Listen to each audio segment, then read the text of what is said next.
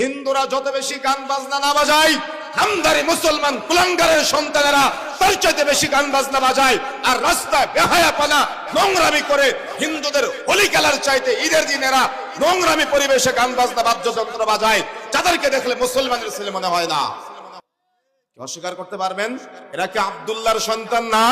এরা কি আব্দুর রহমানের সন্তান না? এরা কি মসজিদের সভাপতির ছেলে না? এরা কি মসজিদের সেক্রেটারির ছেলে না? বহু মসজিদে আসে, এক জায়গায় মসজিদ, মসজিদের পাশে বাজার, মসজিদে জোহরের নামাজ হওয়া শেষ, বাজারে গান বাজনা বাদ্যযন্ত্রের আয়োজন হয়। কেন? মসজিদের সভাপতি কি করে? মসজিদের সেক্রেটারি কি করে? এরা কি শুধু ইমাম সাহেবের বেতন দেওয়ার জন্য সভাপতি আর সেক্রেটারির দায়িত্ব গ্রহণ করেছে? না, এদের ধারণা ভুল। এরা পুরো গ্রামকে নিয়ন্ত্রণ করবে, এজন্য এই দায়িত্ব পালন করেছে। কেন? এরা বেঁচে থাকা অবস্থায় মসজিদের পাশেই বাজারে, মসজিদের পাশেই মোড়ের মাথায় গান বাজনা বাদ্যযন্ত্রের আয়োজন হয়। এদের কারোর শরীরে রক্ত নাই, সব পুজো পরিণত হয়েছে। মুসলমানের রক্ত থাকলে এদের মসজিদে জোহরের নামাজের পরেই গান বাজনার অনুমতি দিতে পারতো না। কি নাই আমাদের সমাজে? অস্বীকার করতে পারবেন আপনি?